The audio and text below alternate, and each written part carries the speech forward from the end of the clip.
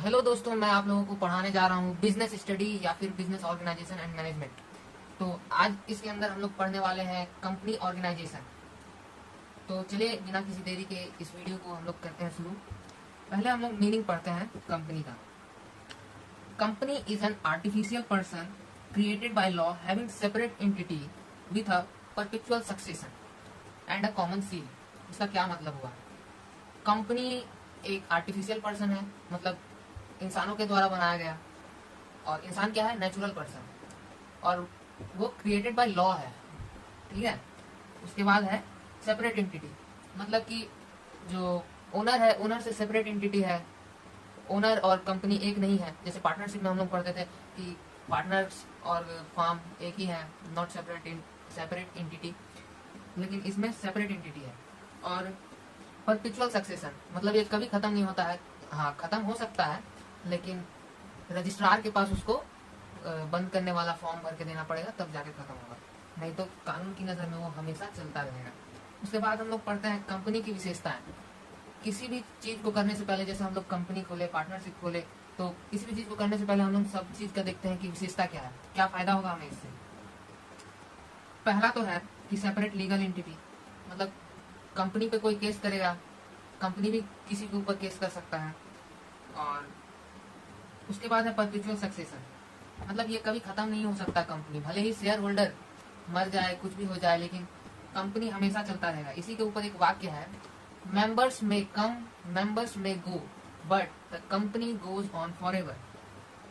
उसके बाद है लिमिटेड लाइबिलिटी। हम लोग पढ़ते थे सोल प्रोप्राइटरशिप में, पार्टनरशिप में, कि अनलिमिटेड लाइबिलिटी है, लेकिन इसमें ऐसा नहीं है। इसमें है लिमिटेड लाइबिलिटी। इसमें आप लोग घर बार बेच के इसमें सब पैसा नहीं डालना पड़ेगा।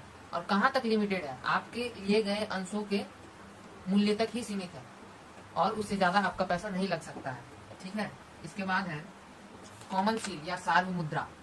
कॉमन सील क्या होता है? सभी कंपनी तो नेचुरल पर्सन नहीं है, तो कंपनी सिग्नेचर कैसे करेगा? तो उसके लिए कॉमन सील बनाया जाता है, जिस पर कि कंपनी का नाम, कब वो स्टैब्लिश हुआ, वो सब लिखा रहता है, और उसका स्टाम्प टाइप का होता है। तो वही हो गया उसका कॉमन सील या सार्वमुद्रा।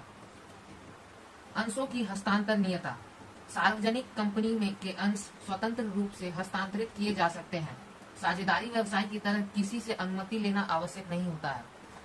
इसमें किसी से आपको मतलब नहीं है। आप शेयर मार्केट सुने होंगे, तो वो जब खुलेगा आप अपना शेयर बेच सकते हैं, ट्रांसफर कर सकते हैं, लेकिन पार्टनरशिप में ऐसा नहीं था। पार्टनर्स की सहमति से ही आप शेयर का हस्तांतरण कर सकते हैं, लेकिन इसमें ऐसा नहीं है। इसमें कभी भी कर सकते हैं जब शेयर मार्केट खुला हुआ हो। उसके बाद है रिस्क बियरिंग। एक कंपनी में जोखिम इसके अंशधारियों में बढ़ जाता है। कंपनी को हानि होने की दशा में अंशधारियों का दायित्व उनके द्वारा रखे गए अंशों के निर्गमित मूल्य तक सीमित होता है। कंपनी को अपने अकेले ही पूरा रिस्क नहीं उठाना पड़ता है। जो शेयर होल्डर होते हैं, शेयर होल्डर कौन होते हैं? कंपनी के मालिक। ठीक है, ओनर ऑफ द कंपनी। ये आ सकता है एमसीक्यूज में कि who is the real owner of company, तो आप लोग लिख दीजिएगा इक्विटी शेयर होल्डर।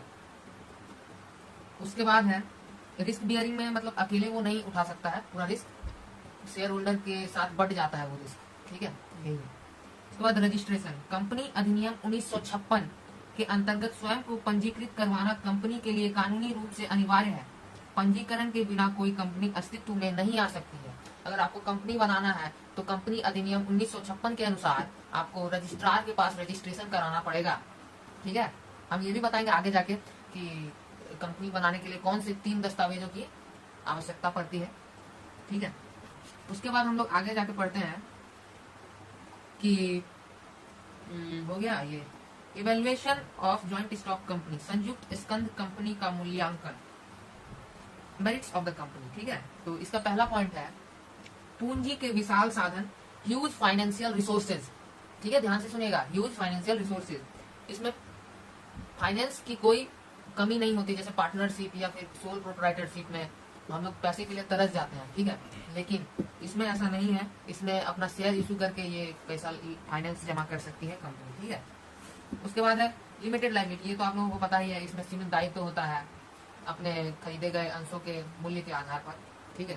उसके बाद निरंतरता, मतलब परपेचुअल सक्सेशन। यही दोनों सेम है। कंपनी तब तक बंद नहीं होगा जब तक रजिस्ट्रार के पास उसके बंद करने का फॉर्म भर के ना दिया जाए, ठीक है।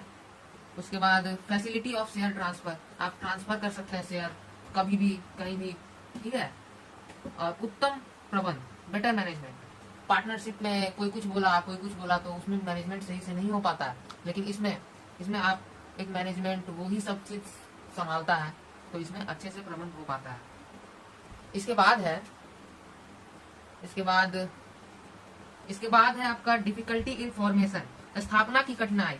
इसमें थोड़ा डिफिकल्टी तो है, लेकिन एक बार बन जाने के बाद फायदा है, ठीक है। डिफिकल्टी क्या है, इसमें 3 दस्तावेजों का मुख्यतः ध्यान दिया जाता है। मेमोरेंडम ऑफ एसोसिएशन, पार्षद सीमा नियम, उसके बाद है memorandum of association, article of association जो कि है पार्षद अंतर नियम, और तीसरा है प्रोस्पेक्टस प्रविवरण, ठीक है। उसके बाद है इसमें क्या डिमेरिट है ये मैं अभी बता रहा हूँ। उसके बाद है लैक ऑफ सीक्रेसी, ये लोग सीक्रेट कुछ नहीं रखते हैं, सब चीज पब्लिक को पता होता है, तो इसमें कुछ सीक्रेट नहीं रह पाता है, ये इसका डिमेरिट है, ठीक है। लैक ऑफ मोटिवेशन, सामान्यतः मतलब आप कहीं काम करने जा रहे हैं, आपका मन नहीं लग रहा है, तो किसी को तो मोटिवेशन करवाना होगा, तो यहाँ में उस चीज का लैक है, अभाव है, ठीक है। उसके बाद है टाइप्स ऑफ कंपनीज, कितने प्रकार के कंपनी होते हैं। साधारणतः तो 2 ही प्रकार के कंपनी होते हैं, एक प्राइवेट कंपनी, एक पब्लिक कंपनी, ठीक है। तो प्राइवेट और पब्लिक कंपनी के बीच में कुछ डिफरेंस हम बता देते हैं, आप लोग गौर कीजिएगा। Number of member, private company में कम से कम 2 और अधिकतम 200, पब्लिक कंपनी में न्यूनतम 7 और अधिकतम अनलिमिटेड, असीमित, कितने भी हो सकते हैं, सीमा नहीं है इसकी, क्या, ठीक है। उसके बाद है संचालकों की संख्या, नंबर ऑफ डायरेक्टर्स, कोरम को भरने के लिए न्यूनतम 2 संचालक की आवश्यकता होती है, किसमें, प्राइवेट कंपनी में, और पब्लिक कंपनी में कम से कम 3। चलिए उसके बाद इनविटेशन टू जनरल पब्लिक, साधारण जनता को आमंत्रण, पब्लिक कंपनी में कर सकते हैं, प्राइवेट कंपनी में नहीं कर सकते हैं, ठीक है। उसके बाद प्रोस्पेक्टस, पब्लिक कंपनी में कर सकते हैं प्रोस्पेक्टस जारी, और प्राइवेट कंपनी में नहीं कर सकते हैं। Transfer of shares, private company में नहीं कर सकते हैं, पब्लिक कंपनी में कर सकते हैं, ठीक है।